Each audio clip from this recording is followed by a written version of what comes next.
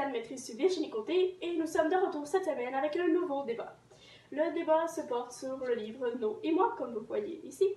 Et la question est, si tu avais été à la place des parents de Lou, aurais-tu accepté d'accueillir No à la maison? Quels sont les risques derrière l'une ou l'autre décision?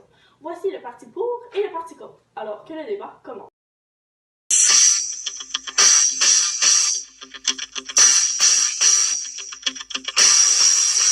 Moi et Wendy sommes pour le fait que les parents de Lou acceptent No à la maison, puisque No est une jeune fille itinérante qui est dans la rue depuis plusieurs années et elle n'a pas eu autant de chance que les autres dans la vie.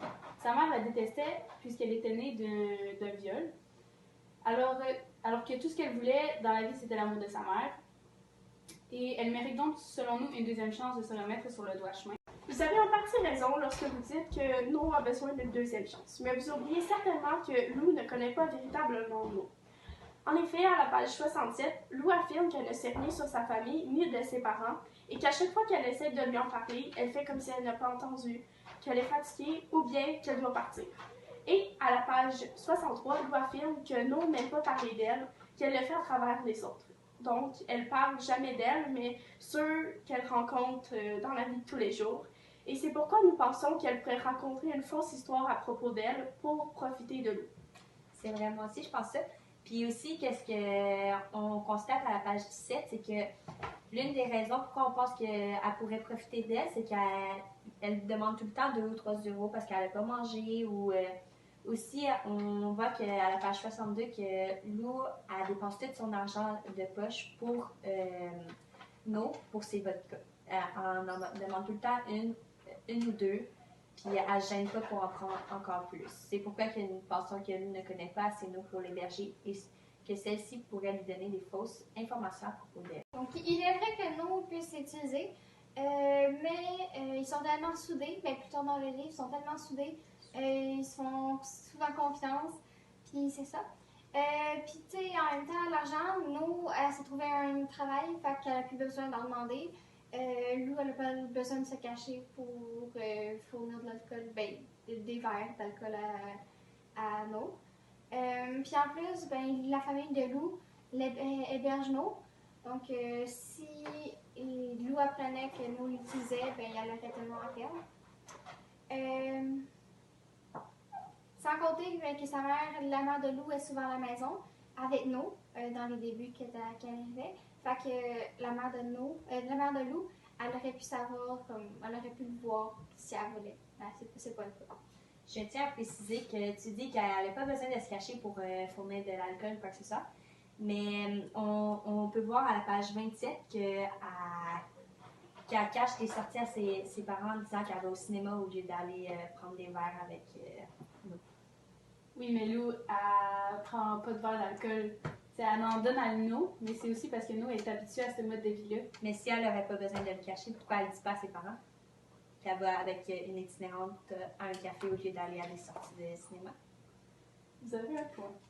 De plus, Lou est une jeune fille très timide et ses parents l'ont un peu mise à part suite à la mort de Taille. Et lorsqu'elle a rencontré No, celle-ci était la seule à la comprendre et No a été l'une des seules amies lorsqu'elle se sentait seule.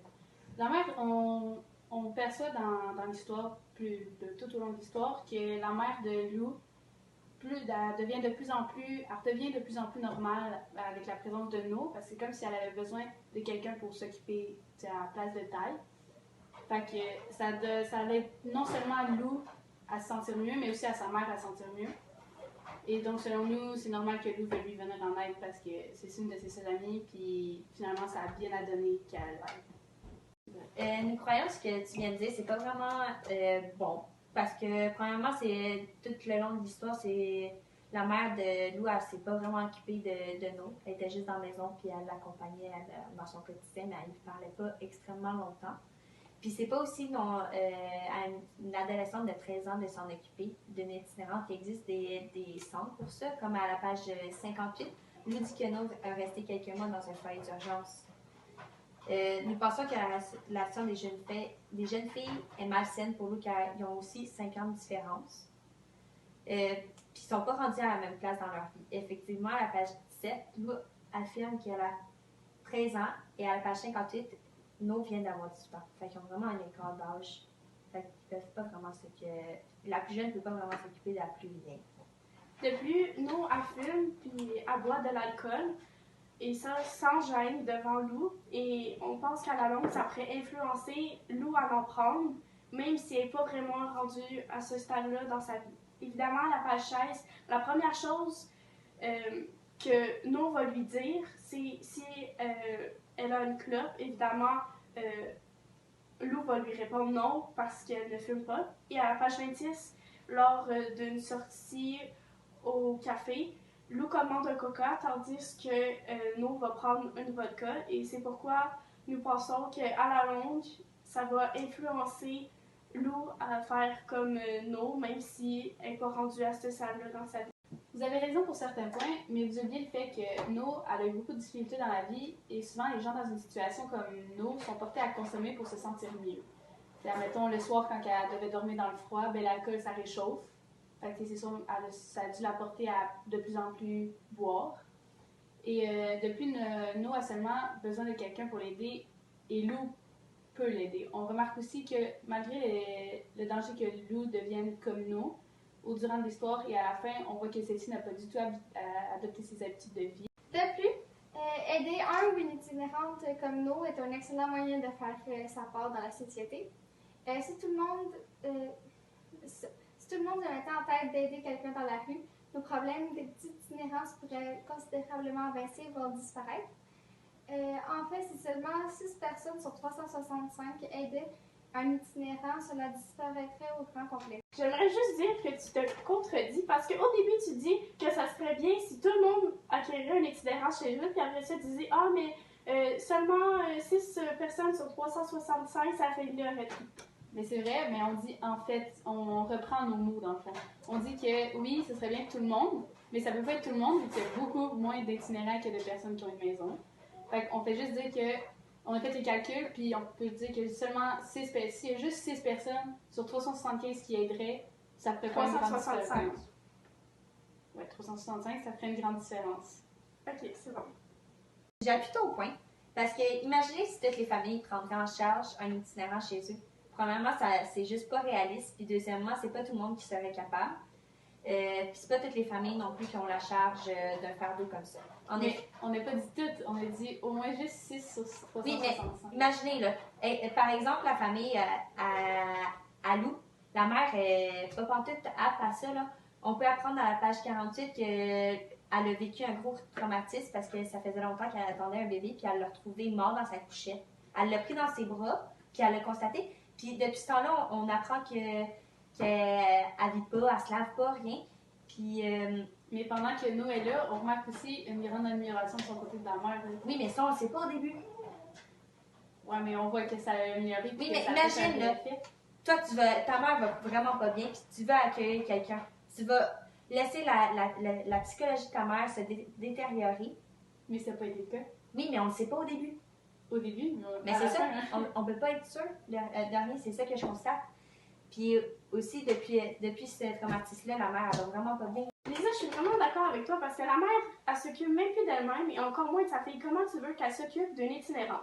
En plus, son père, il doit s'occuper de sa maison, de sa fille et de sa femme gravement malade toute seule. C'est impossible. Et c'est donc pourquoi que lui non plus ne peut pas s'occuper de nous. Et comme on l'a dit plus tôt, c'est vraiment pas à une fille de 13 ans de s'occuper d'une itinérante. Et c'est pourquoi qu'on pense que la famille de Lou ne devrait pas héberger nous. Et ça, pour toutes les autres familles, même 6 personnes sur 365, sur 7,7 milliards d'habitants, c'est beaucoup trop, là. Il y a beaucoup de personnes qui ne seraient pas aptes, que ça soit physiquement, mentalement ou... financièrement. C'est ça. Il y a beaucoup de personnes qui ne seraient pas aptes.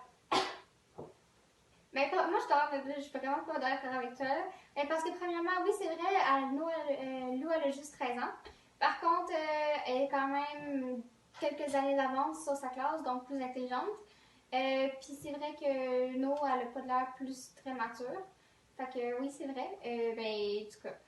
Puis en plus, pendant la lecture du roman, on remarque que oui, c'est vrai, au début, la mère de Lou filait pas bien. Mais depuis que le No est arrivé, la mère de Lou va de mieux en mieux. Puis elle avait besoin de s'occuper de quelqu'un pour remplacer Tai, qui était mort. Puis c'est ça, là, No, elle comble un manque, un vide constante dans la vie de la mère. Elle s'en est pas vraiment occupée. Non, mais sa présence. Oui, sa présence l'a aidé, mais c'est pas elle qui s'en est occupée. Mais comme j'ai dit tantôt, on le sait pas au début, ça. Ça, c'est vrai, puis c'est là que part notre point. Mais nous autres, notre point part de la fin. Hey, je suis de retour! Cette semaine, on a eu droit à un gros débat. Mais qui est le gagnant? On va le savoir après la pause! Ah ouais, Ah oui, t'es capable! Oh oui, oui, oui. Hey, Oui, quoi? ça, Ça sent brûlé. tabarnane. Des ailes de poulet! J'espère qu'ils vont être encore bonnes. Ah, ils sont parfaits. Tu sais à quoi je pense? Vigo. On va te prendre le 6,49.